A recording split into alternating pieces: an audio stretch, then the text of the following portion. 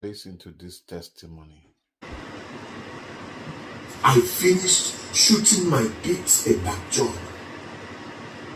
I had one more scene left, and then the director told me that this scene is no longer important, I can go. Then they were waiting for me at Ikeja from Ikorodu village. I entered taxi from Ikorodu to Ikeja. Getting to Ikeja, about to start shooting, and then I received a call from the same director telling me that that scene was very, very important. I said, well, I'm already in Ikeja and about to start shooting. They started calling the producer of that job. Both of them agreed to release me because that's the only nights they have to shoot that place. They agreed to release me to go back to Ikorodu and finish that one scene and then join them the next day. I left Ikeja, got to Ikorodu around 12:30 a.m. Then the production sent the location bus. That bus was owned by Madam Vera. She was the owner of that bus at that time. They sent the location bus driver to come and pick me from the hotel. The guy came, picked me up. We were driving with the PM to the location, 1 hour from the hotel where they came to pick me. That's where they are.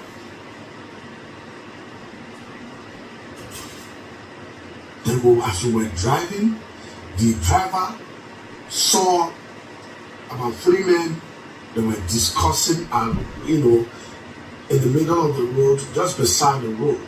That was around 1 a.m. And the driver almost hit them. Almost hit those guys standing by the roadside.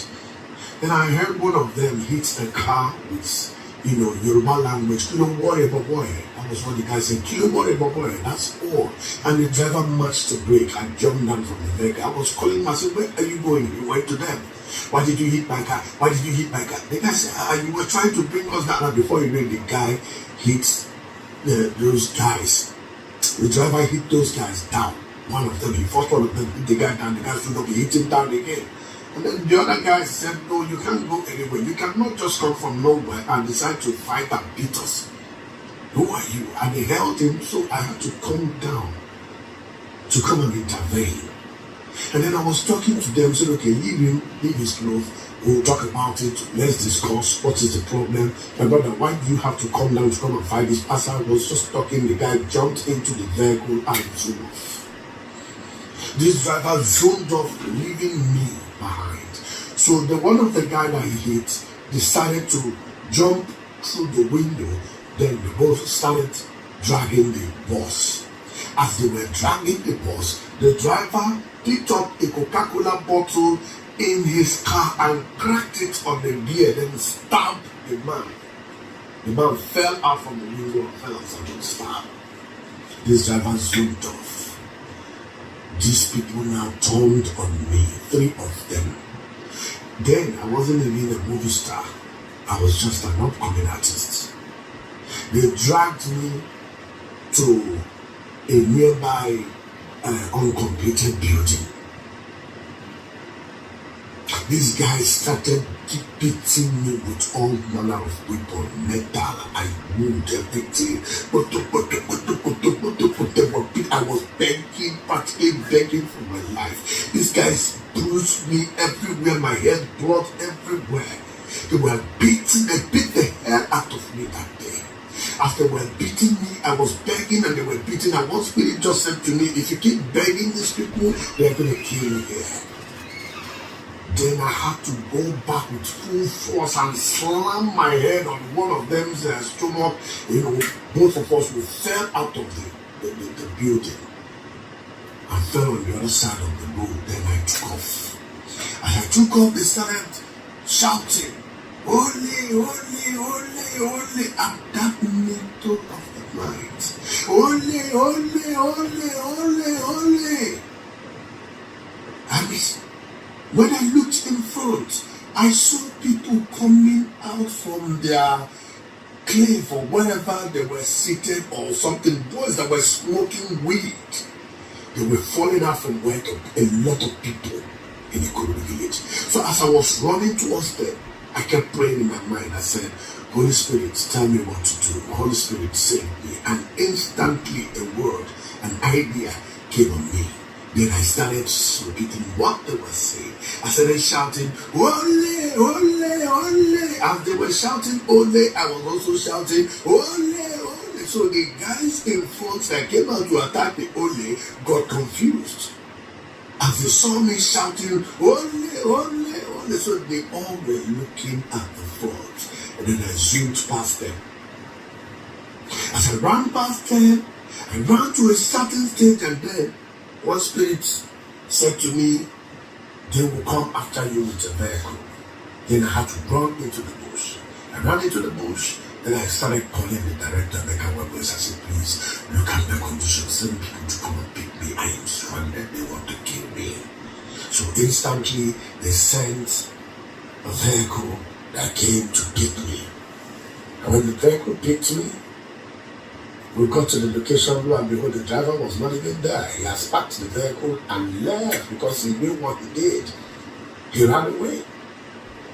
I was just explaining to the director and the crew members and my fellow colleagues what happened. I was just explaining to them. All of a sudden, this guy that he stabbed was actually a leader.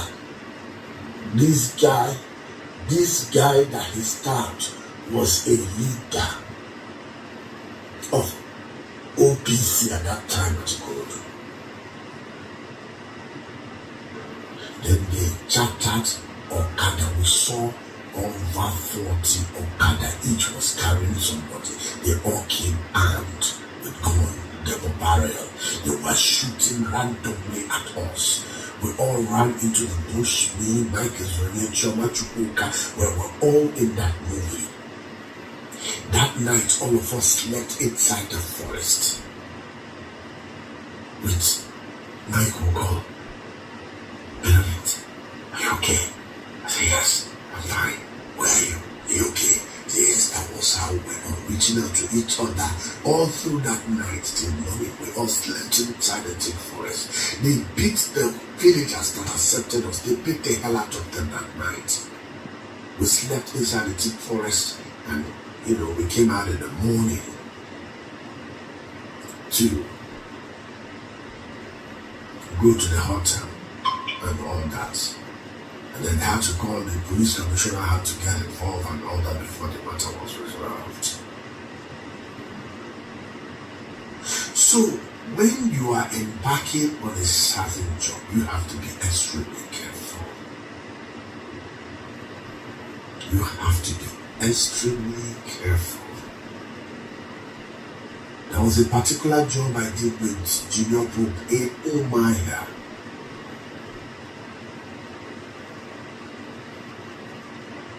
We did that job and they took us to one canal where erosion passes through. And they said, anytime the erosion comes, the water there comes by surprise. You will see the place like a dry land, and all of a sudden water will come from nowhere when it's raining, and it will sweep anybody that it sees its leg in there and take the person straight to the ocean. Me, Junior Pope, Charles Billion, were swimming in that particular oasis when the cloud changed. And then they said, we should leave here now, otherwise it's going to be dangerous. As we were leaving, me, Junior Pope, and Charles Billion, almost that river almost cut us. That's the ocean. The moment we looked up like this, we saw this storm of river coming with full force and, and tension towards us. Then, if you see the current of that water that was coming to us, it will sweep you like a broom. We had to manage to jump out of that gutter, big gutter. want us to want pastors and pastors. I'll play the video too. You're going to see it. So there's a lot of risk in this job that we do.